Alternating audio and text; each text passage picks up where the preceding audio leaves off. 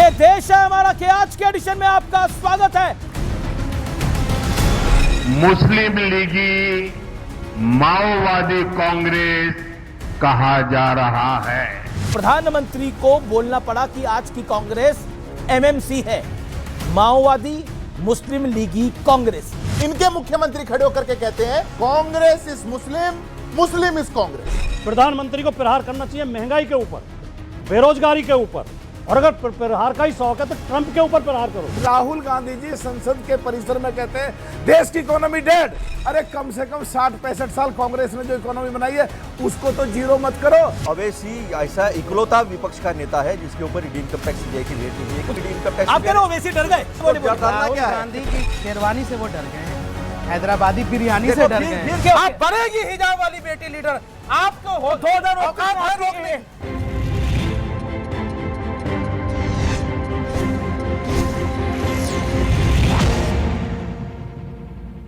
नमस्कार व्यूअर्स, मैं हूं अमीश देवगन। तो ये देश है हमारा के आज के एडिशन में आपका स्वागत है। जोरदार तालियों के साथ अभिनंदन करिए आज के इस एडिशन का। संसद का बजट सत्र शुरू होने वाला है, लेकिन इस सत्र से ऐन पहले प्रधानमंत्री मोदी ने कांग्रेस पर बहुत बड़ा सियासी प्रहार करते हुए कांग्रेस को माओवादी पार्टी करार दिया है। सवाल है कि आखिर इस बयान की नौबत क्यों आई। आज इसी मुद्दे पर हम एक बहुत बड़ी चर्चा करने वाले हैं, लेकिन बात यहीं समाप्त नहीं होती। हिजाब वाली प्रधानमंत्री से लेकर बंटवारे वाली लकीर तक विपक्ष तमाम आरोपों में घिर गया है। तो आज इस पर ही होगी देश की सबसे बड़ी वीकेंड की चर्चा। जनता जनार्दन के बीच आज की इस बड़ी चर्चा में आपका अभिनंदन है।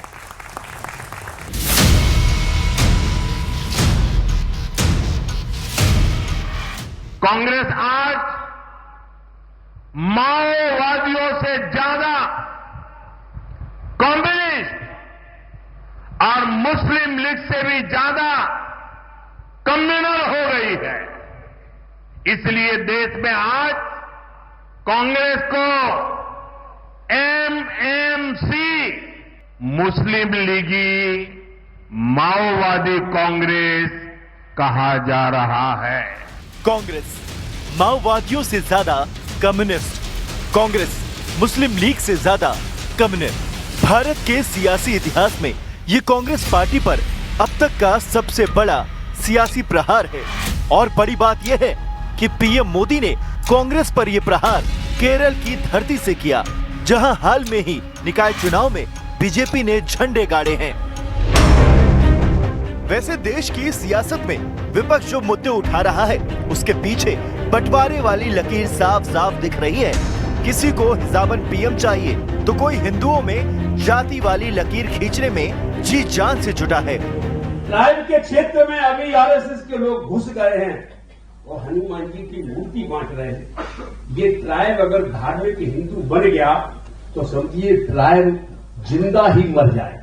आदिवासी का भी कोई धर्म नहीं है, तो हम कोशिश करें कि हमारा आदिवासी हिंदू ना बन पाए। इस बीच एक और दिलचस्प सियासत हुई। कांग्रेस ने बीजेपी और पीएम मोदी से सबसे मजबूत सियासी एजेंडे पर वार करने की कोशिश की, लेकिन उल्टा घिर गई। लोगों को वोट लेने के लिए मैं चाय वाला हूँ। चाय, अरे कभी चाय बनाए आप? कभी डब्बे में फिर के घूम के केटली लेके हर आदमी को दिए कि ये सब इनका नाटक है। दिस इज नाइदर संविधान का सम्मान नॉर मोहब्बत की दुकान। इट इज नफरत के भाईजान, इट इज अपमान की जुबान of not insulting prime minister but insulting चाय वाला and insulting the Janata by making this kind of. इस बीच यूपी के सीएम योगी आदित्यनाथ ने भी विपक्ष पर बड़ा आरोप लगा दिया है।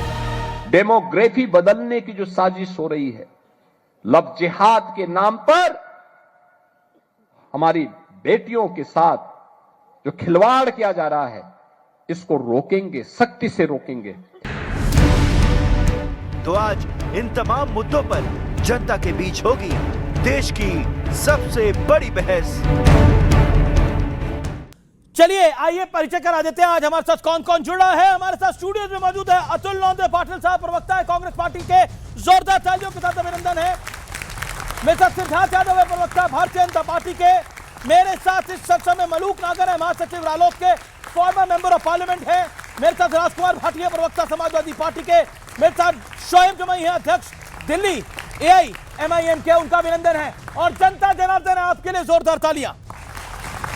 आज के दौर की शुरुआत करते हैं रैपिड फायर राउंड से, क्योंकि हमारा ये एक ऐसा राउंड होता है जिसमें हम दो सवाल पूछते हैं और एक लाइन में जवाब देना होता है। जोरदार तालियों के साथ अभिनंदन है। शोएब जमाई, क्या कांग्रेस पार्टी MMC यानी मुस्लिम लीगी माओवादी कांग्रेस है, हाँ या ना? नहीं, मैं नहीं मानता हूं। देखिए, आप नहीं मानते, बस यही रुकिए ना, नहीं मानते। और क्यों नहीं मानते? हम चाहते हैं कि कांग्रेस अच्छा परफॉर्म करे, लेकिन अपनी हार पर आत्मचिंतन भी करना चाहिए, दूसरों पर ठीकरा फोड़ने के बजाय। ठीक है। क्या कांग्रेस इस देश का बड़ा सेकुलर दल है, हाँ या ना? अब नहीं रही है। अब इनके 60% से ज्यादा नेता कम्युनल हो चुके हैं। ठीक है। और एक आपसे बोनस सवाल, आप बीजेपी की A टीम है, B टीम है या C टीम है?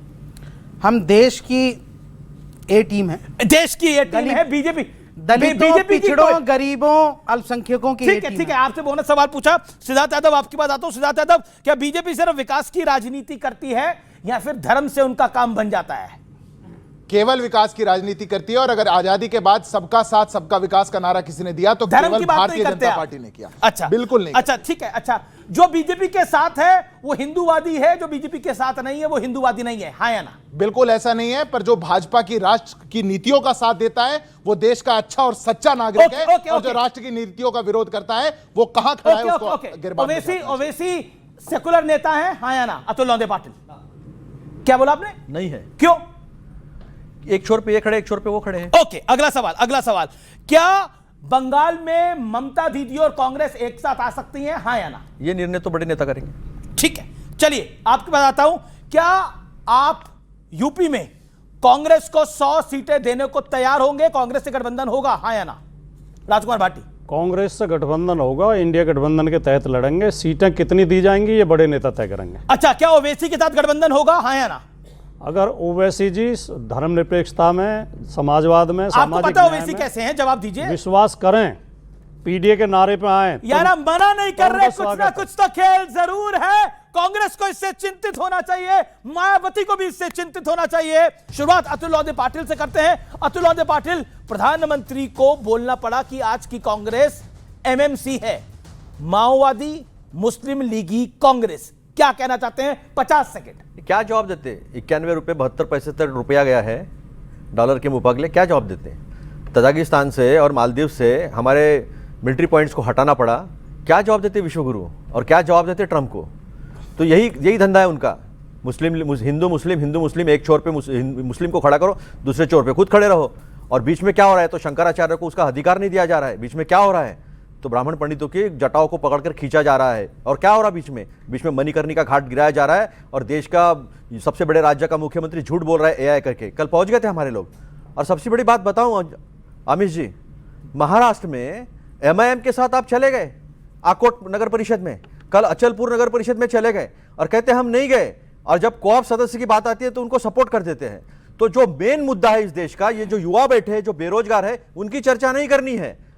जो हमारी विदेश नीति जो असफल हो गई उसकी चर्चा नहीं करनी है। जो रुपया जा रहा है, अगर रुपया 95 रुपए के ऊपर जाएगा तो किसी दिन एक हाथ नेशनलाइज बैंक घुस जाएगी, उसकी चर्चा नहीं करनी है। अर्थव्यवस्था की चर्चा नहीं करनी है। IMF हमें सिगरेट में डालता है, उसकी चर्चा नहीं करनी है। युवाओं की चर्चा नहीं, महंगाई की चर्चा नहीं, महंगाई की चर्चा नहीं, और बलात्कारियों के पीछे खड़े रहने का काम करके हमारे ऊपर दोष मढ़ते हैं जो संविधानवादी बात करते हैं। ओके, आपके पास अपने मुद्दे नहीं है, इसलिए माओवादी मुस्लिम लीगी कांग्रेस। आप देश को तबाह कर रहे हैं, इसलिए माओवादी मुस्लिम लीगी कांग्रेस। देखिए अमित जी, देश की सच्चाई क्या है ये पूरा देश जानता है। हम तो सबका साथ सबका विकास कहते हैं। ऐसे ही तो नहीं हो गया कि देश चौथी सबसे बड़ी अर्थव्यवस्था बन गई। देश के अंदर 100 से ऊपर यूनिकॉर्न्स हो गए, $1 बिलियन की कंपनियां। देश में जितनी मेट्रो सिटीज थी वो डबल हो गई, जितने शहरों में मेट्रो थी वो डबल हो चुका। जितने का हाईवे आप बनाया करते थे उसके 3 गुना की रफ्तार पे आज देश में एक्सप्रेसवेज बन रहे हैं। देश के अंदर नई वंदे भारत ट्रेन, ये लंबी श्रृंखला है। पर चर्चा ये इस पे थोड़ी चाहते हैं, ये चर्चा किस पे चाहते हैं? इनके मुख्यमंत्री खड़े होकर के कहते हैं, तेलंगाना के मुख्यमंत्री, Congress is Muslim, Muslim is Congress, Congress is Muslim, Muslim is Congress. ये प्रगति की बात है, ये देश की तरक्की की बात है। ये कौन सी बात हुई? देश के अंदर इनकी हालत आज ये हो चुकी क्योंकि कांग्रेस पार्टी के पास अमित जी कोई एजेंडा नहीं बचा। केवल नकारात्मक सोच दिमाग में भर चुकी। कभी वोट चोरी का झूठा प्रोपेगेंडा, कभी जात पात के नाम पे बांट दो, कभी धर्म के नाम पे बांट दो, कभी इलेक्शन कमीशन को कुछ और कह दो, जो आप चुनाव हार जाओ तो जो मर्जी आए वो कह दो, पर केरल में आप कम्युनिस्टों से चुनाव हारो तब कुछ मत कहो। ये आपका एजेंडा बचा है। और हालत ये ऐसी हो चुकी, माओवादी मुस्लिम लीगी कांग्रेस आज कांग्रेस पार्टी बन चुकी और देश को विभाजन की ओर ले जाने वाली कांग्रेस पार्टी बन चुकी। अब इस पर प्रश्न पूछा जाता है तो रास्ता लेकिन एक बात है, एक बात है, जब राहुल गांधी राम और ग्राम की बात कर देते हैं तो विरोध शुरू हो जाता है। अब रेवंत रेड्डी साहब का जिक्र करा, अधीर रंजन चौधरी कहते हैं कि मैं तो सेकुलर था और मैं तो सेकुलर था, लेकिन भाईजान आए यानी यूसुफ पठान आए और मुझको एक मुश्त चुनाव हरवाया गया। तब आपको नहीं लगता कि कहीं ना कहीं विरोधाभास आपकी अपनी पार्टी में भी है? कोई विरोधाभास नहीं, हम संविधान की बात करते हैं, हम लोकतंत्र की बात करते हैं। हम संविधान के आड़ में जो है ना, मुंह में संविधान और बगल में मनुस्मृति, ये लेकर नहीं चलते हैं। एक एक मुद्दा उठा के ये बात नहीं करेंगे कि तेलंगाना में लाइफ साइंसेज की बात हुई दावोस में जाकर, तेलंगाना में एआई हब इनोवेशन की बात हुई, ये बात नहीं करेंगे, तेलंगाना में मैन्युफैक्चरिंग हब की बात हुई, ये बात नहीं करेंगे। पर ये भी बात हुई ना, Congress is equal to Muslim, Muslim is equal to Congress is equal to democracy and Congress is पर your CM said this sir, Congress is equal to Revanth Reddy is the CM. इन्होंने जवाब, मैं बीच में बोला नहीं, इन्होंने जवाब दिया नहीं कि एमआईएम के साथ ऑफिशियल मैं ले लूंगा जवाब, मैं पूरा जवाब ले लूंगा। सुनिए मणिकर्णी का घाट नहीं, मेरा हुआ नहीं है, वो कह रहे नहीं हुआ, एमआईएम मना कर रही है। ऑन पेपर हुआ है ये कोई झूठ बोले कुछ फर्क नहीं पड़ता। वो तो उल्टा कहते हैं कि वो तो उल्टा कहते हैं जुबली हिल्स में आपने आपको सपोर्ट करा। एक सुनिए, वहां पे एक नगर परिषद में अघाड़ी बनाई गई थी क्योंकि किसी को नहीं था, तो एक झूठ बोला गया कि एक न्यूट्रल कैंडिडेट को वहां पे मेन जो है अध्यक्ष बनाया जाएगा, जिसमें यूबीटी के लोग भी आए, एनसीपी के लोग भी आए। तो हमारी पार्टी ने भी उनको वहां लोकल लीडर्स ने डार्क में रह करके कह दिया कि हाँ ठीक है हम करेंगे। लेकिन जब मालूम चला कि वहां धोखे से भाजपा को किसी को लाया जा रहा, फौरन विड्रॉ किया गया और वो वहां आप बोलो कि वहां से विड्रॉ किया। जुबली हिल्स में आपने कांग्रेस का साथ दिया था कि नहीं दिया था? अरे भाई कांग्रेस, एक बात बताइए, जुबली हिल्स नहीं जवाब दीजिए ना, अरे इनसे पूछिए, जुबली हिल्स में कांग्रेस का साथ दिया था कि नहीं दिया था? हमने कांग्रेस का साथ दिया ना। That's the point. तेलंगाना के डेवलपमेंट के लिए साथ दिया। रुकिए तेलंगाना के डेवलपमेंट के लिए साथ दिया। एक सेकंड, अतुल लोंदे पाटिल, इन पे तो आरोप आप लगा रहे थे, लेकिन उनको समर्थन दिया नहीं दिया वो स्पष्ट हो गया। जुबली हिल्स में आपका कैंडिडेट 3 बार से चुनाव हारा था क्योंकि एमआईएम वहां खड़ी होती थी। आपके सीएम ने रिक्वेस्ट करी कि तुम मत खड़े हो, तुम हमारे साथ आ जाओ, और वो साथ आए और आप चुनाव जीत गए जुबली हिल्स के अंदर। जुबली हिल्स में आपका साथ है, सरकार इन्होंने आपकी बचाई पहले और समर्थन यूपीए के साथ था। अब आप बताइए, एमआईएम का तो आपके साथ गठबंधन रहा है भाई। इतना खुशी हो जाती है ना, खुशी नहीं, पॉइंट रखा, फैक्ट रखा है। मेरी बात तो सुनिए, आप तो बोल रहे थे, मैं बोला नहीं, एकदम से आप जुबली हिल्स आए उछल पड़े। लेकिन जब आकोट में और अचलपुर में इन्होंने किया तब आपको नहीं एकदम जोश आया कि बीजेपी के साथ चले गए? बीजेपी के साथ चले गए, बिल्कुल ऑफिशियली गए। कब गए? कोऑप जो सदस्य है उसको सपोर्ट किया है बीजेपी के, और बीजेपी के साथ ऑफिशियली गए, इन्होंने एक गुट बनाया है वहां पर। हम संविधान को मानते हैं, हम सब लोगों को नागरिक मानते हैं, हम नागरिकों को हिंदू और मुसलमान में बांटकर विभाजन की बात नहीं करते। देश का प्रधानमंत्री देश के अर्थव्यवस्था पे बात नहीं करता, बेरोजगारी पे बात नहीं करता, बलात्कारियों को साथ देने वाले बीजेपी को मीडिया सवाल नहीं करती, कुलदीप सेंगर पे सवाल खड़ा नहीं होता है, नहीं करते। वो कह रहे हैं बलात्कारियों के सवाल खड़ा नहीं होता है। प्रज्वल रेवन्ना के लिए मेरे देश का प्रधानमंत्री वोट मांगता है। मेरी बारी आ गई, अब सुनिएगा। देखिए कैसे ये लोग माओवादी मुस्लिम लीगी कांग्रेस है, इसका प्रमाण अतुल लोंदे पाटिल जी ने आपके शो पर दिया। के साथ जो लाइन ऐसी है, अब सुनिए ना, जो लाइन है मुंह में राम बगल में छुरी, उसको भी बदल के बोले, क्योंकि मुंह में राम बोल नहीं सकते। ना राहुल गांधी के मुंह से राम निकलेगा, ना इनके मुंह से राम निकलेगा। आज देश के अंदर यह स्थिति बन चुकी है, विपक्ष का नेता है, डिफेंस की कमेटी का सदस्य है, डिफेंस की कमेटी का टूर अयोध्या के अंदर जा रहा है, स्किप कर देंगे, राम मंदिर में ना जाना पड़ जाए, यह इनकी हालत हो चुकी है। जो हिडमा जिनने इनके नेताओं को छत्तीसगढ़ में मारा, जिस हिडमा ने पूरी कांग्रेस पार्टी के छत्तीसगढ़ की लीडरशिप को खत्म कर दिया, उसके समर्थन में जब लोग उतर करके इंडिया गेट में गए तो कांग्रेस पार्टी वाले ताली बजाने लग गए, माओवादियों के लिए ताली बजाने लग गए। यह जो ग्रसित मानसिकता हो चुकी कि हम कैसे तैसे वोट बैंक ले लें और माओवादी रास्ते पे उतर जाएं, देश में जो चिकन नेक को काटने की बात करें उनका साथ दें, आज उस कांग्रेस पार्टी की इस देश के अंदर जगह नहीं बची। सवाल अतुल लोंदे पाटिल ने बोला देश का विभाजन आप चाह रहे हैं, हिंदू मुस्लिम में डिवाइड आप करें। एक सेकंड मैं तो किया है, कैसे बताता हूं, किसकी सरकार थी, बताता हूं, कौन था कांग्रेस पार्टी, विभाजन किसने किया, मैं जाऊं उसमें? हाँ, जवाब नहीं दे पाएंगे आप। जवाब देता हूं, किसने देश का विभाजन किया, किसने लाखों लोगों को मारा, और आप हमसे पूछ रहे हैं कि हम विभाजन चाहते हैं? अतुल पाटिल को मौका देते, वो कह रहे हैं कि देश का विभाजन किसने किया, 1947 में देश का विभाजन हुआ, पंडित नेहरू प्रधानमंत्री बनना चाहते थे? सुनिए ना, ऐसा है कि एक छोर पे सावरकर और दूसरे छोर पे जिन्ना। सिंगापुर से सुभाष चंद्र बोस ने कहा सावरकर और जिन्ना एक बराबर? हाँ, बाप रे। सावरकर और जिन्ना एक बराबर? हाँ। और ये महाराष्ट्र से आते और हैं। इनको पता नहीं है, इनकी हालत देखो। सुनिए ना सावरकर और जिन्ना एक मैं बराबर? चैलेंज देता हूं ये महाराष्ट्र में जाकर के बोले ये बात कि सावरकर जिन्ना के बराबर। अरे नागपुर में बोलता हूं मैं। अगर इनकी अरे राजनीति नागपुर में बोलता हूं, नागपुर में रहता हूं, जिनके साथ 500 सत्ता में बैठे हो, ये देखो, ये जाकर के इंदिरा जी को बताना था। अभी पोल खुल रही है ना। ओके नहीं, बोलो, आप ही बोलो, आपकी खुल रही है। 1937 के चुनाव के बाद मुस्लिम लीग और हिंदू महासभा इकट्ठे आए, 3 प्रांतों में आए, 3 प्रांतों में आए, सरकार बनाई इन्होंने। वेस्ट बंगाल में सरकार बनाई, सिंध में, पंजाब में सरकार बनाई इन्होंने। और 1942 में जब कांग्रेस के साथ पूरा देश क्विट इंडिया मूवमेंट लड़ रहा था, तब जो है श्यामा प्रसाद मुखर्जी वहां के मंत्री थे बंगाल के, वो लेटर लिखते कहते कि इनको सीधा करने के लिए हमको जवाब दो। गोलवलकर जी कहते हैं कि जो आजाद हिंद सेना लड़ रही थी उनके खिलाफ हिंदुस्तानियों ने बरतानी मिलिट्री में शामिल होना चाहिए और उनके साथ बैठकर डायरेक्ट एक्शन डे जिन्ना डिक्लेयर करता है, लेकिन ये खड़े नहीं होते हैं। अतुल जी, देश को दो पॉइंट मैं बताना चाहता हूं। इन्होंने किया, मैं बताना चाहता हूं, वंदे मातरम को आधा कब छोड़ा गया और आधा कब पकड़ा गया, वो मुझे जरूर बताइएगा। दूसरा, जिन्ना की 2 नेशन थ्योरी को किसने एक्सेप्ट किया? तब तो आरएसएस की कोई हैसियत ही नहीं थी जब जिन्ना की 2 नेशन थ्योरी को एक्सेप्ट किया गया। 1925 में संघ बना है। संघ का 2 नेशन थ्योरी के साथ दूर दूर तक कोई लेना देना नहीं था। पॉइंट नंबर 1 जो फैक्चुअल बात है। लेकिन अब इसका आप रिवर्ट करिए अपनी बात पे 30 सेकंड के अंदर। मैं पहले फैक्ट चेक कर दूं।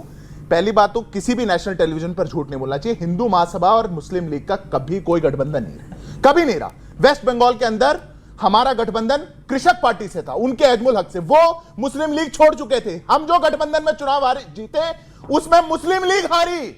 मुस्लिम लीग को हराने के लिए वो गठबंधन किया गया। पर जो मुस्लिम लीग के साथ बैठ करके गलबैया कहा करते थे और जो जाकर के लियाकत नेहरू पैक्ट भी क्या करते थे, जो जाकर के जिन्ना से हाथ मिलाया करते थे, जो जाकर के 2 नेशन थ्योरी का प्रस्ताव पढ़ा करते थे, जिनने देश को बंटवारा करके प्रधानमंत्री की लालसा में लाखों लोगों को मार दिया, वो बंटवारे का किसी और को कहेंगे?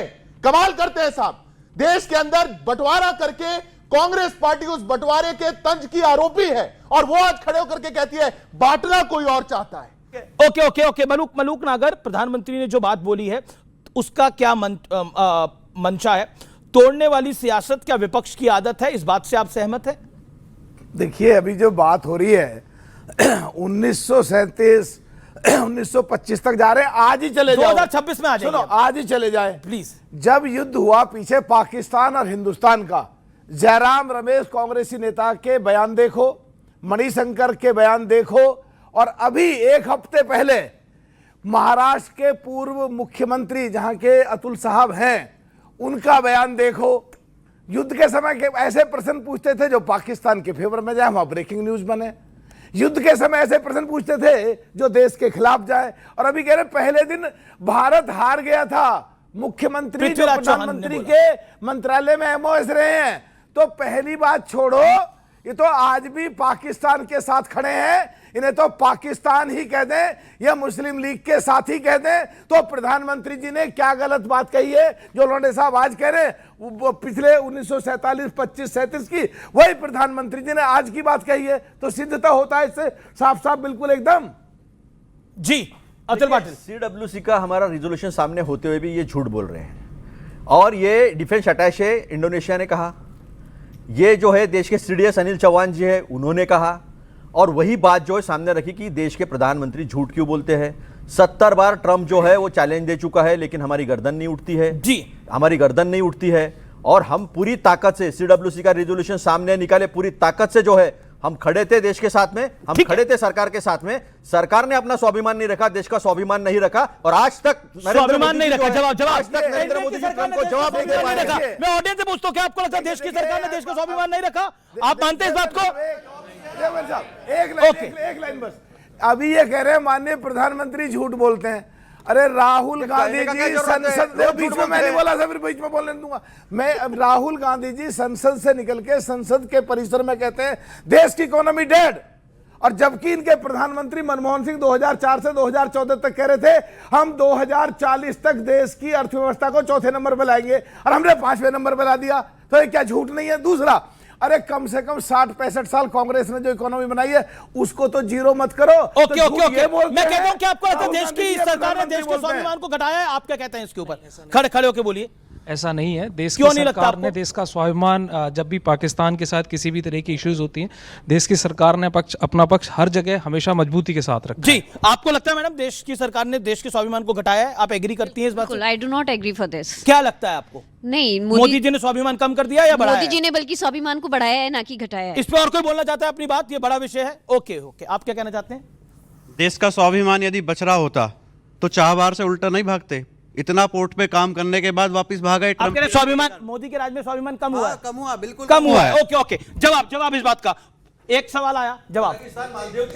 ओके, देश का हर एक नागरिक आज अगर अपने दिल पर हाथ रखकर कहेगा तो हम सब जानते हैं देश का स्वाभिमान कितना बढ़ा। और स्वाभिमान किसमें बढ़ता है, मैं ये भी पूछ लेता हूं। जब 26/11 हुआ तो देश की सेना तैयार थी, देश के सेना के अध्यक्ष कह रहे थे हम तैयार थे, पॉलिटिकल विल नहीं थी, इसलिए हमने हमला नहीं किया। और उसके बाद 1 साल के अंदर पाकिस्तान के साथ बैठ करके अल शेख डायलॉग के अंदर बैठ करके उनके वीजा को लिबरलाइज कर रहे थे। आज भारत घर में घुस करके मार रहा है, 300 किलोमीटर अंदर जाकर के मिसाइल दाग दे रहा है, तो इनको स्वाभिमान घटता दिखता है। नजर में किसकी कमी है, मैं ये पूछना चाहता हूं। ओके, क्या आपको लगता है साकुमार भाटी देश का स्वाभिमान कम हो रहा है?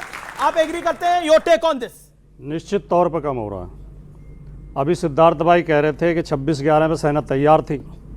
सेना तो जब संसद पर हमला हुआ था तब भी तैयार थी। सेना तो जब जसवंत सिंह आतंकवादियों को लेकर अफगानिस्तान छोड़ के आए थे तब भी तैयार थी। और सेना तो जब कारगिल में घुसपैठिए घुस रहे थे, इंटेलिजेंस की रिपोर्ट थी, अटल बिहारी वाजपेयी जी की सरकार चुप बैठी रही और कारगिल पे पाकिस्तान ने कब्जा कर लिया। सेना तो तब भी तैयार थी। कांग्रेस के शासन में देश का मान सम्मान बहुत घटा। कांग्रेस के शासन में 65 में पाकिस्तान को धूल चटाई, 71 में पाकिस्तान के 2 टुकड़े कर दिए। कांग्रेस मतलब देश विरोधी पार्टी थी। आपने शुरुआत की शो की कांग्रेस पर बड़ा प्रहार नरेंद्र मोदी का। हमारा दुर्भाग्य है कि इस देश को इतना हल्का प्रधानमंत्री मिला है जो विपक्षी पार्टियों पर प्रहार करता है। विपक्ष के ऊपर प्रहार करना चाहिए बीजेपी के प्रवक्ताओं को, बीजेपी के अध्यक्ष को। प्रधानमंत्री पूरे देश का होता है, सबका होता है। प्रधानमंत्री को प्रहार करना चाहिए महंगाई के ऊपर, बेरोजगारी के ऊपर, भ्रष्टाचार के ऊपर, सांप्रदायिकता के ऊपर, जातिवाद के ऊपर। उन पर तो प्रधानमंत्री चुप रहते हैं। और अगर प्रहार का ही शौक है तो ट्रंप के ऊपर प्रहार करो, जो देश को लगातार बदनाम कर रहा है, देश का अपमान कर रहा है। प्रधानमंत्री, भारतीय जनता पार्टी कार्यशैली तो ये होगी है, जो इनका समर्थन ना करे वो हिंदू नहीं है, जो इनका समर्थन ना करे वो भारतीय नहीं है, और वो समर्थन ना करे तो वो पत्रकार नहीं है, उसे चैनल से निकलवा देते हैं। और अब तो हद तब हो गई कि अगर इनसे सवाल पूछ ले तो शंकराचार्य भी नहीं है। देखिए, सबसे पहली बात तो इस शो में बीजेपी कांग्रेस के प्रवक्ता द्वारा एक झूठ बोला गया। मैं बड़ा सम्मानपूर्वक इसको रिजेक्ट करता हूँ। कांग्रेस की मुसीबतें सभी कांग्रेस को बजा रहे हैं। नहीं ओके, आप कांग्रेस को यहाँ से सड़क पे बैठिए, 6 घंटा और रुकवा दीजिए। कांग्रेस के हाल ही ऐसे हो गए, जो आता है ढोलक बजा के चला जाता है। मैं क्या करूं, इसमें हमारी कोई गलती नहीं है। अब आप सुनिए, ये शब्द इन्हीं के थे, ये शब्द इन्हीं के थे। पहली बात तो यह है कि बीजेपी और एमआईएम का कभी कोई अलायंस नहीं हो सकता। ठीक है, ये समंदर के 2 छोर हैं जो कयामत तक साथ नहीं आ सकते। पहली बात, ये झूठ बोला। अकोट के मामले में भी झूठ बोला गया और वो खत्म हो गई बात, उसको विड्रॉ कर लिया गया वहां अगाड़ी से, और उनको चेतावनी भी दे दी गई जिन्होंने ये किया। अच्छा, आपने ये बात क्यों बोली? कांग्रेस एक ऐसा ढोल है, इसे हर कोई बजा देता है, ये क्यों बात बोली आपने? अब देखिए, बिहार में क्या हुआ, हमने कहा था अलायंस करने के लिए। इतनी बड़ी पार्टी 66 सीट पे लड़े और लाए 5 सीट। सबसे पुरानी पार्टी को धमका रहे हैं आप? नहीं, मैं धमका नहीं रहा हूं, ये प्यार से हुल दे रहे हैं। भाई, इन्होंने कहा ना, मैंने इनकी बात पे कह दिया। अब वो कांग्रेस की इतनी जो है, ये जो लीडरशिप है इतनी कमजोर है, मैं क्या करूं इसमें। वो मोदी जी का मुकाबला खुद नहीं कर पा रहे हैं। अब वो मम्मी चॉकलेट कौन ले गया हाथ से, उसका ठीकरा एमआईएम पे फोड़ते हैं। जब भी चुनाव हारते हैं कहते हैं एमआईएम ने हरा दिया। अब मैं इसका जवाब दूं। देखिए, कांग्रेस को मालूम होना चाहिए कि नागपुर, चूंकि नागपुर का मैं कैंपेन इंचार्ज था इस चुनाव में, तो वहां हमने 7 सीटें जीत करके आए। 5 बीजेपी के काउंसलर को हराया एमआईएम के कैंडिडेट्स ने, प्रभाग नंबर 3, और एक कैंडिडेट हमारा वैसा जीता जो फहीम खान, जिसका घर तोड़ दिया गया था, वो हमारी टिकट से चुनाव जीते हैं, पार्टी के चुनाव जीते हैं। दूसरी बात कि जब आप जितेंद्र अहवाड़ या फिर अधीर रंजन चौधरी जैसे नेताओं की आप बात करते हैं, इनको लगता है मुसलमान के वोट इनकी बपौती है, जब तक ये जिता रहे थे तब तक ठीक। मैं कहता हूं ये सब मास्क हटा दें, जिस दिन मुसलमान इनके सर से हाथ हटा देगा ना, ये बीजेपी से भी ज्यादा उनके जो है दुश्मन बन जाएंगे। मिसाल के तौर पर हेमंत विश्व शर्मा जी को देख लीजिए मैं जवाब लेता हूं। तो ये कांग्रेस की हकीकत है। ओके सुनिए, नहीं कांग्रेस की लीडरशिप मेरी ने बात आपने बड़े गहरे अटैक करे उनके, आपने 1-1.5 मिनट बोला, अब उनको 40 सेकंड तो मौका दीजिए। आपने पहले ओके, उन्होंने बोला कि उन्होंने जिन शब्दों का इस्तेमाल करा वो आपने सुन ही लिया। आप ढोल हो गए हैं, आपकी लीडरशिप कमजोर है, आपकी हैसियत नहीं बची है, हर जगह आप हारते हैं। देखिए रोते बहुत हैं, बात मानने नेता नहीं चलिए, मैं तो आज चुनाव के बाद रोते हैं। अच्छा ठीक अरे है, भैया हराओ ना मोदी को, हराइए यहाँ से मोदी जी को हराइए, बीजेपी को हराइए, आरएसएस को हराइए, पर आप खुद नहीं हरा पाते हैं और ठीकरा फोड़ते हैं। एमआईएम ने ऐसा कर लिया, लड्डू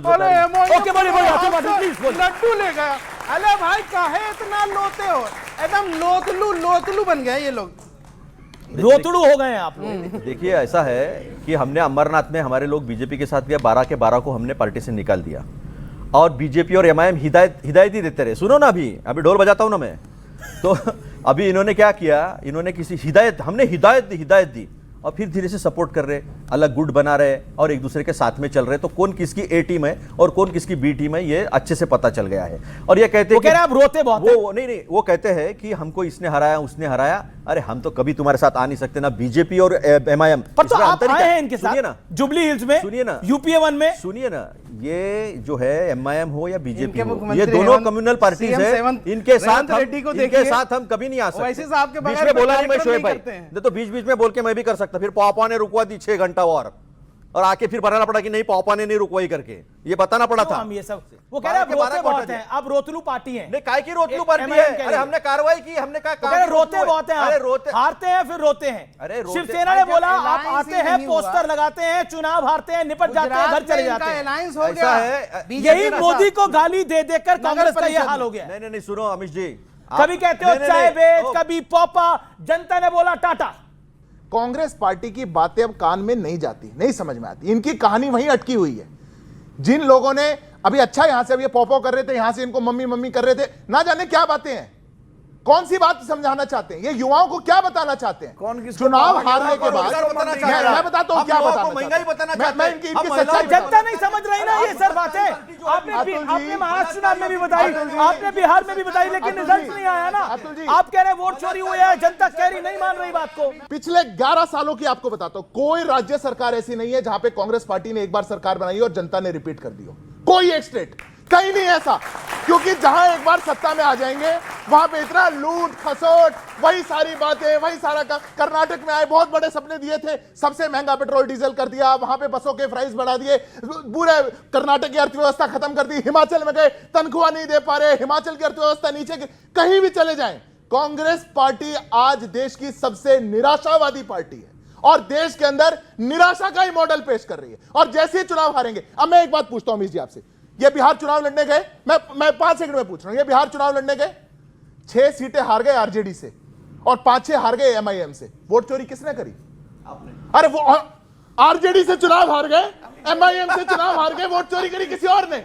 ये इनकी निराशा। देखिए भाटी जी भी मुस्कुरा रहे हैं मॉडल, लेकिन भाटी जी की भी बता दूं, एक बात है, भाटी जी की भी बता दूं, भाटी जी अभी शंकराचार्य जी के लिए कह रहे थे। मेरे को 2015 की वो वीडियो याद आ गई जब समाजवादी पार्टी उन्हीं शंकराचार्य जी को सड़क पर दौड़ा के लाठियों से मार रही थी। वो समाजवादी पार्टी बोलने से पहले सोचना तो चाहिए। अच्छा ठीक है, अपने गिरबान में झांकना तो चाहिए। समाजवादी पार्टी के साथ आप लोग जाना चाहते हैं या नहीं जाना चाहते? ठीक, देख रहे हैं टेढ़ी आंखों से, कुछ ना कुछ तो है मोहब्बत। वो भी मुस्कुरा रहे हैं, आप भी मुस्कुरा रहे हैं। कांग्रेस को साथ लेंगे नहीं लेंगे उत्तर प्रदेश के अंदर? मेरे से ले लो, मैं जवाब इस बात नहीं। अरे गठबंधन उनका, आप एनडीए में हो, उनको उधर भी ना जाने दो, इनको इधर भी ना आने दो। कमाल की बात है आपकी भी। अपनी बात, मैं बात पूरी कर लूं। साथ में है वो, एक शेर सुन लो हाँ सुना दीजिए। पहले तो ये हौले हौले यूं ही हिलते डुलते हैं, दिल के दरवाजे हैं आखिर खुलते खुलते हैं। गुड वन, बोलिए बोलिए। ये किसके लिए बोला? दरवाजा खोलने के बाद इनके लिए बोली? खुलते हैं, उन्हीं के लिए बोला। जिस दिन आपका भी पता नहीं, चवन्नी उछाल रहे थे, कहां उछल गई पता नहीं लगा। ओके बोलिए। जिस दिन अच्छा ठीक है ठीक है। जिस दिन खोलना हो दरवाजा, ढोल नगाड़े लेकर आ जाओ सड़क पर। अगर नहीं खोले दरवाजा तो बच जाएगा तुम्हारा बैंड बाजा 27 में। अब जवाब दे दीजिए। देखिए तेजस्वी का बैंड बाजा तो बच ही गया, बुरी तरह से हार गए। ये तो कह रहे थे हमारे साथ आ जाओ, वो कांग्रेस के साथ लग रहे। हाँ जवाब। गैर परों से उड़ सकते हो, हद से हद दीवारों तक, आसमान तक वही उड़ेंगे जिनके अपने पर होंगे। ओके, पर तो हमारे अपने ही है। नहीं, पर तो इनके अपने साबित कर दिया। इन्होंने महाराष्ट्र में साबित करा। क्यों दरवाजे खड़े? बिहार में 60 लड़ी 6 जीती, ये 25 लड़े 5 जीत कर आया। बताइए। अब आप मेरी तरफ आए थे। नेशनलिज्म और सेकुलरिज्म की डिबेट होती है। देखिए, जब देश को ये पहलगाम हमले के बाद जब जरूरत पड़ी, बैरिस्टर साहब ने, ओवैसी साहब ने, हमारी पार्टी ने अपना रुख रखा, देश के साथ खड़े रहे। मेरा सवाल यह है, कांग्रेस देश की सेकुलर पार्टी है या नहीं आपकी राय में? हाँ या ना? आप सेकुलरिज्म की बात करते हैं। इस बार 125 जो काउंसलर हमारे महाराष्ट्र से जीत के आए हैं, उसमें 20 से ज्यादा जो है ना हिंदू काउंसलर हैं। MIM पार्टी से हिंदू काउंसलर जीते। BMC के अंदर जो सबसे बड़ी म्युनिसिपल काउंसलर है वहां पे मुंबई में, वहां जो हमारा ग्रुप लीडर है उनका नाम है विजय उबाले। वो हिंदू हैं और इतने गरीब थे कि फॉर्म भरने के पैसे नहीं थे। पार्टी ने सपोर्ट किया, आज वो काउंसलर बने। उनके पीछे सारे मुस्लिम काउंसलर्स रहेंगे। वो हमारे ग्रुप लीडर हैं। क्या सुनिए, आपके ग्रुप लीडर हैं, मैं मान ली बात आपकी। आप अपने आप को सेकुलर पार्टी मानते हैं क्या? इससे ज्यादा और सेकुलरिज्म का क्या सबूत दिया जाए? MIM के वो कह रहे हैं पैसा नागपुर से MIM कांग्रेस लगा दिया। कांग्रेस कह रही है कि आपका पैसा, कांग्रेस कह रही है आपका पैसा नागपुर से आया होगा। यही बोला ना आपने? क्या बोला भाई? नागपुर में आराम से बोलते, थोड़ा शोर से बोलिए इसे। नागपुर से आया पैसा और कितने जोर से बोलिए, अब बताइए। नागपुर में तो मैं था, ठीक है। नागपुर से आया पैसा है या ना? मुझे नहीं मालूम। यहाँ से कांग्रेस को पता नहीं किस बात का दर्द हो रहा है, लेकिन कांग्रेस की जिस तरह से नैया डूब रही है, इसी तरह के प्रवक्ताओं की बातों से हो रही है। मैं एक बात हम आपको कहते हैं, आप कह रहे हैं कांग्रेस की नैया डूब रही है इन जैसे प्रवक्ताओं से। जाहिर सी बात है, इस तरह की अनाप शनाप बातें। फिर आपको यहाँ से ये तेलंगाना में कहाँ से पैसा आ रहा है? ओके, एक सेकंड ना, शांत रहिए। जवाब कह रहे आप लोग, आपकी वजह से MIM कह रही है नैया डूब रही है। अच्छा, आपकी वजह से किसकी नैया तैर रही है? बताइए भाई। नागपुर में ये रहते हैं। किसके वजह से तैयारी? नागपुर में ये रहते हैं। उनको 30 सेकंड दीजिए, फिर आप बोलिए। किसकी वजह से जो है नाव तैर रही है? जो हैदराबाद के बाहर तक नहीं जा सकती 2014 तक, वो हर जगह जाके बड़े बड़े सभाएं कर रही है, जहाँ 25-25, 30-30 करोड़ लगते हैं। ऐसी कई जगह सभाएं चल रही है, हेलीकॉप्टर चल रहा है। एक छोर पे आप खड़े हो, दूसरे छोर पे वो खड़े। तो देश में हिंदू मुसलमान चल रहा है, जेनजी बैठे, उनके रोजगार का कोई बात सोच नहीं रहा है, महंगाई का कोई सोच नहीं रहा है, बलात्कारियों के पीछे सरेआम खड़े रहा जा रहा है, और 2-4 जोक मार के तालियां जेनजी से ली जा रही है। यह प्रज्वल रेवन्ना के लिए इस देश के प्रधानमंत्री कहते हैं कि प्रज्वल रेवन्ना को वोट है, नहीं मुझे वोट। बिल्किस बानो क्या मुस्लिम औरत नहीं है? वो 5 साल के प्रेग्नेंट औरत पे 11 लोग बलात्कार करते हैं, उसके मां पर बलात्कार करते हैं, और उसको छुड़वाने के लिए बीजेपी आगे आती है। कुलदीप सेंगर को बेल दी जाती है और सोनम वांगचुक को जेल दी जाती है। ये सवाल खड़े नहीं होंगे? इसी में कुलदीप सेंगर भी जेल में ही है। आपकी बात क्या है? सर, मेरा सवाल यह है कि मैं एक पोइट्री से स्टार्ट करना चाहता हूँ। उससे एक सवाल पूछना चाहता हूँ कि भगवा क्या है पता नहीं, लहराना सबको होता है। कि भगवा क्या है पता नहीं, लहराना सबको होता है। अरे भगवा का मतलब उनसे पूछो जो भगवा ओढ़ के सोता है। तो सर, मेरा सवाल ये है कि मोदी जी ने हमें ये नहीं बोला कि हम खुद काम करें या खुद का वो करें। उनका ये पर्सपेक्टिव है कि वो भगवे की रिस्पेक्ट करना सिखाए। उनका ये पर्सपेक्टिव है कि वो हमारे तिरंगे की रिस्पेक्ट करना सिखाए। उन्होंने ये कभी नहीं बोला कि भाई तुमको क्या कहते हैं हम, उनका क्या है, उनका लीडरशिप है वो, ठीक है। तो वो लीडरशिप, वो एक नेता है। उनका ये काम नहीं है कि वो हाथ पकड़ के लिखवाएंगे कि बच्चों ये करो ये करो करो। उनका एक मार्ग है, वो बताएंगे और बाकी सबको करना हो। आप अपनी बात को कह रहे हैं कि मोदी एक विजन देते हैं, एक लीडर है। एक बात तो राजकुमार भाटी एग्री करनी पड़ेगी, मोदी अगर तीसरी बार प्रधानमंत्री बन रहे हैं तो जनता को तो भरोसा होगा ही, उनके लीडरशिप स्किल्स कुछ तो होंगे ही, इसमें तो कोई दो राय नहीं है। क्या आपको लगता है ऑपोजिशन अगर उन लीडरशिप स्किल्स को नहीं मानती, या फिर देश की सब प्राइम ऑपोजिशन पार्टी उससे डिसएग्री ही करती है कि मोदी है ही नहीं? अभी भी खड़गे साहब का हम बयान सुन रहे थे, खड़गे साहब कह रहे थे कि वो चाय बेचते थे, कौन सी केतली में बेचते थे, कितने लोगों को देते थे।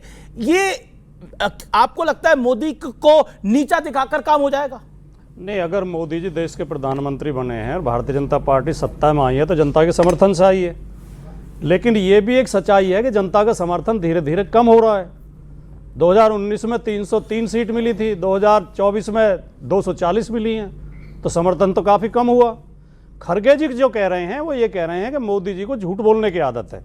जैसे मोदी जी ने एक बार कहा कि मैं सड़क से जा रहा था, एक आदमी केतली उल्टी करके नाली की गैस से चाय बना रहा था, वो आज तक किसी दूसरे आदमी को नहीं मिला। वो आदमी जब वो ये कहते हैं कि मैं वडनगर स्टेशन पर चाय बेचा था करता था, उस समय वडनगर स्टेशन था ही नहीं। ओके, जवाब इतना झूठ बोलते हैं वो। ये एक मानसिकता होती है अमीश जी। चाय बेचना, चाय का मजाक बनाना आज से थोड़ी शुरू हुआ, 14 से शुरू हो गया था। इनके ही नेता मणिशंकर अय्यर ने 14 में कह दिया था कि चाय बेचनी है तो हमारे कांग्रेस के अधिवेशन में आकर स्टेशन कब बना। पूरी जनता ने ऐसी हालत कर दी कांग्रेस पार्टी की कि आज तक नहीं बढ़ पा रही। दूसरी बात बताता हूं, अरे उत्तर तो सुनिए, हिम्मत करके सुनने की। कांग्रेस पार्टी रोज ये क्यों करेगी? ये एक बार थोड़ी है। कभी कहेंगे रावण, कभी कहेंगे मौत का सौदागर, कभी कहेंगे हिटलर की मौत मरेगा, कभी प्रधानमंत्री को कहेंगे मोदी तेरी कब्र खुदेगी, आज नहीं तो कल खुदेगी। ये राजनीति का स्तर है। आप जितनी नफरत देश के प्रधानमंत्री से दिखाएंगे, ये देश की जनता उतना ही देश के प्रधानमंत्री को मजबूत करने का काम करेगी। आप जितनी नफरत दिखाएंगे, ये देश की जनता मोदी को उतना ही आगे पहुंचाने का काम करेगी। आपने तो जितने मनाया, देखिए ये बात तो सच है। नरेंद्र मोदी किसी नेता का बच्चा नहीं था। नरेंद्र मोदी एक गरीब का बच्चा था जो वहां से यहां तक पहुंचा है, इसमें कोई दो राय नहीं है। Narendra Modi came from a humble background और उसमें कोई दो राय नहीं है। एक सेकंड मलूक नगर, बिल्कुल खड़गे जी भी है, खड़गे जी भी हम्बल बैकग्राउंड से आए हैं। लेकिन देखिए एक बड़ा पॉइंट है, आपकी परिवार पर, आपकी पार्टी में एक वंशावली चलती है।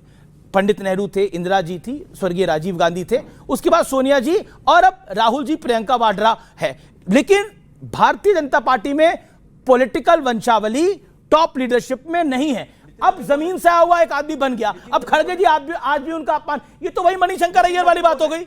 नितिन नवीन कौन है? बीजेपी के अध्यक्ष है नए। उनके पिताजी क्या थे? अरे बीजेपी के अध्यक्ष थे। उनके पिताजी क्या थे? नहीं, बीजेपी के अध्यक्ष थे क्या नितिन नवीन के पिताजी? कौन थे? बिहार के बीच में बोला नहीं मैं। कौन थे? बीजेपी के अध्यक्ष थे क्या उनके पिताजी? कौन थे? फिर कौन थे? मैं बताओ देता हूं। उनके पिताजी विधायक थे। कमाल है, ये वंशावली है। 40 लोग ऐसे हैं, 40 लोग जो है नितिन नवीन के पिताजी के डेथ के बाद नितिन नवीन को टिकट मिला, वो एमएलए थे, बीजेपी के नेता थे। 40 लोग ऐसे हैं जो बीजेपी के नेता थे। 40 लोग मैं बीच में बोला नहीं। देखो ये देखो ये जो है ना, ये सही, मैं ऑन रिकॉर्ड बोल रहा हूं। 55 साल कांग्रेस पार्टी पर नेहरू, तो मुझे एक बात बताओ, मुझे एक बात, आप उसको जवाब नहीं दे सकते और पूछ रहे हैं उनके पिताजी कौन? देखिए मैं बीच में बोला नहीं था, मैं जवाब दे रहा हूं, लेकिन जब सच बोलता हूं ना तो मिर्ची लगती है और बीच बीच में बात 4 बार जवाब दिए। सुन रहे हैं? क्या सुन रहे हैं आप? मुझे एक बात बताओ, 1951-52 से चुनकर आए हुए लोगों को आप कहते हैं कि ये परिवारवाद है, तो आप जनता को झुठला रहे हो। जिन्होंने हमको 2/3 से ज्यादा मेजोरिटी दी है उनको झुठला रहे हो, और ये लोग हमें बताएंगे हमने तो बलिदान दिए हैं, जमा करके लाया राजीव गांधी को। नहीं, एक सेकंड यहां पर रुकिए। बलिदान क्या नेहरू गांधी परिवार ने दिया? क्या सुभाष बाबू ने बलिदान नहीं दिया? क्या भगत सिंह के परिवार ने बलिदान नहीं दिया? इस बात का जवाब दीजिए। क्या सरदार वल्लभ भाई पटेल नहीं थे इस देश के डिप्टी प्राइम मिनिस्टर? आज वल्लभ भाई पटेल के परिवार का व्यक्ति कहां है? किसी को पता है सरदार वल्लभ भाई पटेल के परिवार का व्यक्ति कहां है आज? मणिबेन पटेल कहां बनी? जवाब दीजिए। अब मैं पूछता हूं सवाल, सुभाष बाबू का परिवार कहां है आज? क्या एक ही परिवार ने इस देश के लिए सब कुछ करा? आओ ना, यही से जवाब दो। क्या एक ही परिवार ने सब कुछ करा? क्या एक ही परिवार के लिए सब कुछ था? परिवारवाद की बेला चली, इस देश की आम जनता ने उस बेला को रिजेक्ट किया साल 2014 में। बीजेपी वाले को बोलने दो ना। बीजेपी को नहीं, है सत्य और तथ्य है सर। 2014 में परिवारवाद की बेला को रिजेक्ट किया गया। आप जवाब क्यों नहीं ले रहे? इंदिरा जी के पहले मणिबेन को टिकट दिया, मणिबेन हारने के बाद मणिबेन को राज्यसभा में लाया, डायमा भाई को भी, उनके बच्चे को जो है उनको भी राज्यसभा में लाया, उनको भी लोकसभा में लाया। सुनो एक बात, और ये लोग भगत सिंह का नाम लेते हैं। भगत सिंह को 1931 में फांसी दी, तब आरएसएस 1925 में आया था, लेकिन आरएसएस ने एक चिट्ठी भी नहीं लिखी कि भगत सिंह को। देखो बीच में नहीं बोलना। देश की एक पार्टी पर राज करती है, वो ठीक है कि गलत है? मैं केवल इतना पूछ रहा हूं। देखो आपका हक नहीं बनता क्या? 2047 में भाजपा का अध्यक्ष कौन होगा कोई नहीं कह सकता। कांग्रेस का अध्यक्ष मैं बता देता हूं, या तो हाईकमांड होगा या इनका अध्यक्ष होगा, पर होगा नेहरू गांधी खानदान से। यह सच्चाई है इनकी। हमारा कौन होगा नहीं पता। हमारा अध्यक्ष है ना, सुनियो जैन जी, सच सुनियो, चिल्लाने से सच नहीं होता है। देखिए मैं अपमान की बात कर रहा हूं। कोई कह रहा है मोदी चाय बेचता है, चाय बेचता है, उसका प्रूफ लेके आए। आप यहाँ पे पॉपा करे जा रहे हैं तब से। यही कह रहा हूं, मोदी का जब अपमान करेंगे देश की जनता जवाब देगी। आप सुनिए ना, आप देखिए दिल्ली में आप शून्य पे आ गए, आप यूपी के अंदर 40 साल से सत्ता में नहीं है, बिहार में 35 साल से सत्ता में नहीं है, महाराष्ट्र में आपका क्या हश्र हुआ बताने की आवश्यकता नहीं है। दिल्ली में 3 बार से जीरो आ रहा है, बंगाल में पिछली बार भी जीरो आया। देखिए 26 में बंगाल में चुनाव है, 27 में सबसे बड़ा चुनाव उत्तर प्रदेश का है। बड़ी बात यह है उत्तर प्रदेश के अंदर, क्योंकि कांग्रेस का भी बिहार में बहुत बुरा हाल हुआ है और हमने देखा महाराष्ट्र के निकाय चुनावों में भी कांग्रेस का क्या हश्र हुआ है, ये किसी से ढका छुपा हुआ नहीं है। लेकिन फिर भी मेरा पॉइंट यह है, क्या ओवैसी की पार्टी के लिए जो आपके मेंबर ऑफ पार्लियामेंट ने बयान दिया है उसकी हमारे रास्ते सब दरवाजे सबके लिए खुले हैं, वो वाकई खुले हैं या खुले दिखाकर बंद करने का प्लान है? सबके लिए नहीं खुले हैं, जो मुद्दों पे हमारा समर्थन करेगा, जो हमारी विचारधारा से इनके लिए डायरेक्ट पूछा मैंने। नहीं मैं वही जवाब दे रहा हूँ। समाजवादी पार्टी पंथ निरपेक्षता समाजवाद में विश्वास करती है, लोकतंत्र में विश्वास करती है। अगर इन मुद्दों पे वो सहमत हैं तो कोई हमारे शत्रु थोड़ी हैं, हम बात करेंगे। और अगर वो सांप्रदायिक नीतियों पे चलेंगे तो फिर हमारे कोई समझौता नहीं होगा। हम किसी भी सांप्रदायिक पार्टी से कोई समझौता नहीं करेंगे। देखिए अब ये बात तो आप मानेंगे कि आप सांप्रदायिक हैं, आप मुसलमान पार्टी हैं, तो ये तो मानना पड़ेगा। अब आप बताइए, पूरे मुंबरा को हरे में रंग रहे थे, 15 मिनट के लिए पुलिस हटा लीजिए। अब आपको अगर देश की सेकुलर पार्टियां यानी कांग्रेस सपा लेना भी चाहे तो लेंगी कैसे? जवाबदेही बड़ी बन जाएगी ना इन लोगों की, फंस जाएंगे ये। लेकिन आपने अपने एक तारीफ है आपकी, आपने अपनी हैसियत बता दी है सबको। देखिए पहली बात तो ये कि राजकुमार भाटी जी ने जो शब्द कहे उनका मैं स्वागत करता हूँ। ठीक है, टॉप लीडरशिप वो डिसाइड करती है कैसे अलायंस होना है, किन विषयों पर होना है, किस पर मतभेद है और क्या चीज़ें, वो तो एक अलग बात है, वहाँ की पार्टी लीडरशिप और लोकल लीडरशिप भी देखेंगी उसको। लेकिन सवाल ये है कि आप सांप्रदायिक होने का हम पे इल्ज़ाम लगाते हैं। भाई हमारी पार्टी से तो दलित भी काउंसलर्स हैं और हिंदू भी काउंसलर्स हैं, महिलाएँ भी हैं, पुरुष भी हैं, सब हैं। लेकिन एक बात बताइए, जिन पार्टियों के साथ इन्होंने अलायंस किया था सपा ने, वो राजभर की पार्टी है।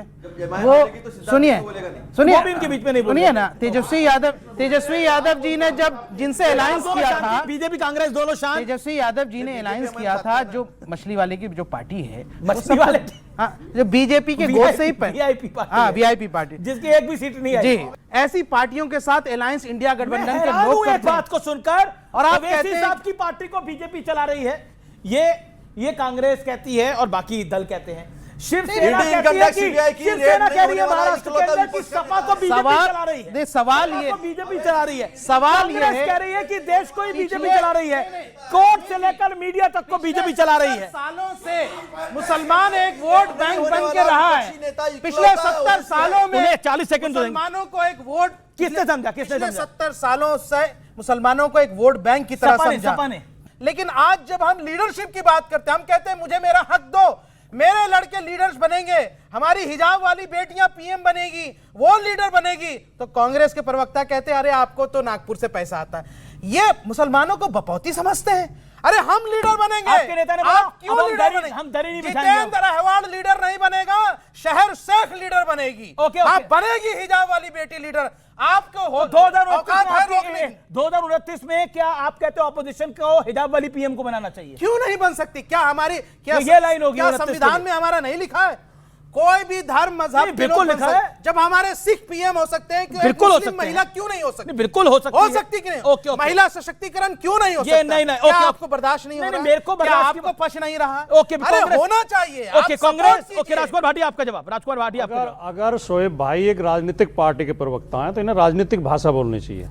मुसलमान दरी नहीं बिछाएगा। हाँ, किसी एक वर्ग की बात नहीं करनी चाहिए, यही तो सांप्रदायिकता होती है। वो हिंदू की बात करते हैं, ये मुसलमान की बात करते हैं। वो कह रहे वोट चाहिए आपको मुसलमान का, एमवाई समीकरण आप ही का चाहिए, खाली एक वर्ग की नहीं चाहिए। मैं ये कह सकता हूँ इस देश में सबकी बात करनी चाहिए। सिख प्रधानमंत्री हो सकते हैं, हमारे हिंदू प्रधानमंत्री हो सकते हैं, तो मुस्लिम महिला भी प्रधानमंत्री हो सकती है। देखिए, क्या कांग्रेस इसका विरोध करती है? क्या मुस्लिम के प्रधानमंत्री बनने पर क्या समाजवादी पार्टी विरोध करती है? सीधा सवाल। पूछिए, क्या मुस्लिम लीडरशिप प्रधानमंत्री का विरोध है? कांग्रेस वाले। हमारा विरोध किसी भी धर्म संप्रदाय से नहीं है, सभी नागरिक, और हमने उपराष्ट्रपति बनाए हैं, राष्ट्रपति बनाए हैं, बड़े बड़े पदों पर हमारे यहाँ सभी जात संप्रदाय के लोग रहे हैं, क्योंकि हम सबको नागरिक समझते हैं, संविधान में विश्वास करते हैं। ये बराबर केवल हिंदू की बात करेंगे, वो बराबर केवल मुसलमान की बात करेंगे। वो कह रहे हैं मुसलमान अब दरी नहीं बिछाएगा, खैर वोट बैंक नहीं है, उसे हक दीजिए। कभी भी नहीं बिछाता था वो, अभी बीजेपी के लिए काम नहीं करेगा, ये होगा। और पहली बात, एक बात एक बात, अवैसी ऐसा इकलौता विपक्ष का नेता है जिसके ऊपर ईडी इनकम टैक्स सीबीआई की रेड नहीं हुई है। वो तो अखिलेश यादव पे भी नहीं हुई है, अखिलेश यादव पे भी नहीं हुई है। सुनो अखिलेश यादव पे हुई है क्या? अखिलेश यादव ईमानदार नेता, उन पर क्यों होगी? तो फिर ओवैसी ईमानदार नहीं हो सकते क्या?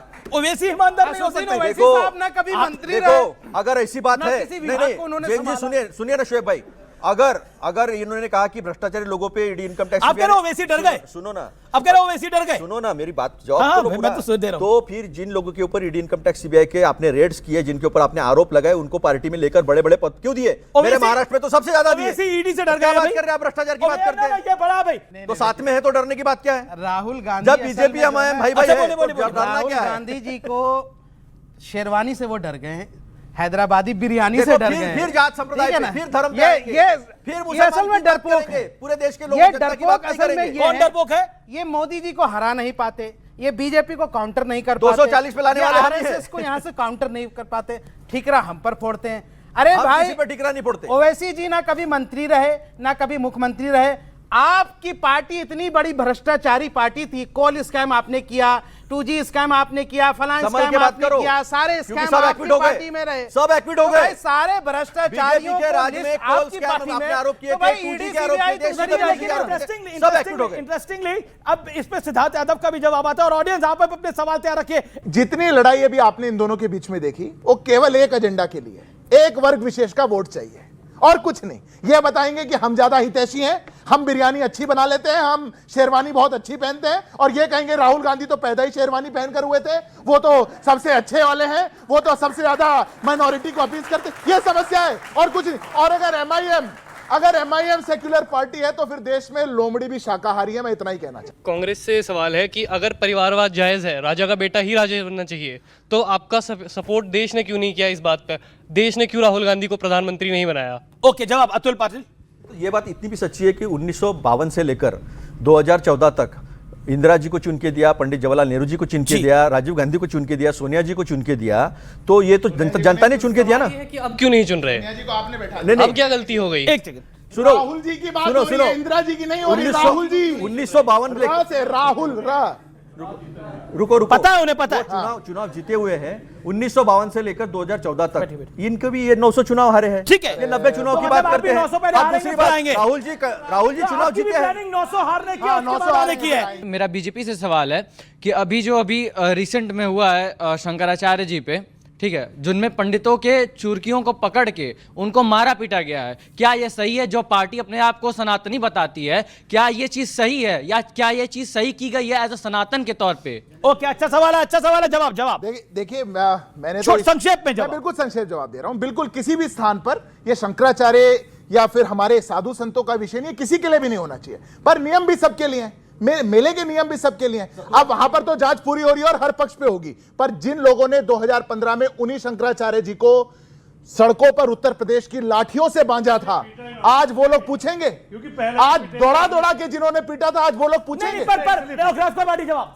राजकुमार भाटी, देखिए 2015 में जब आपका शासन था, दौड़ा के पीटा, अभी भी पालकी को रोका गया, लेकिन एक बात है, केशव प्रसाद मौर्य उनसे निवेदन कर रहे हैं कि आप जाके स्नान कराइए, करा मतलब ये निवेदन, और दूसरी तरफ से कहा जा रहा है कि वो गलत कर रहे थे। अब सही कौन है, आप अपने आई निर्धारित करिए ना जरा, तवा उल्टा है या सीधा है? वो साधु संत तो स्वाभाविक बता चुके, मेघ मेले के अंदर झांकियां जाती नहीं जाती, देश का साधु संत फर्क जानता है, इसमें अधिक कहने की आवश्यकता नहीं है, ना ही कोई कंट्रोवर्सी की आवश्यकता है। पर जो लोग योगी जी ने कालने में किसे कहा? पर जो लोग योगी जी ने कालने में किसे कहा? जो लोग कौन था कालने में? नहीं, मैं वही बता रहा हूं, जो लोग सनातन धर्म को डेंगू मलेरिया बताते थे और इरेडिकेटिंग सनातन धर्म बनाते थे, जो लोग सनातन धर्म को, अरे सनातन धर्म को जो लोग इरेडिकेटिंग बताते हैं और जो देश के अंदर डेंगू मलेरिया बताते हैं और साथ में खड़े होकर के उसके खिलाफ बोलने वालों को झूठी एफआईआर दर्ज करवाते हैं, आज वो शंकराचार्य। ओके। तो फिलहाल आज के इस वीकेंड एडिशन को यहीं समाप्त करते हैं। आप तमाम लोगों का बड़ा बड़ा अभिनंदन, मेरे युवा मित्रों का बड़ा अभिनंदन, मेहमानों का अभिनंदन, आपने इस कार्यक्रम को देखा आपका अभिनंदन, आपको मेरा नमस्कार, जय हिंद, वंदे मातरम।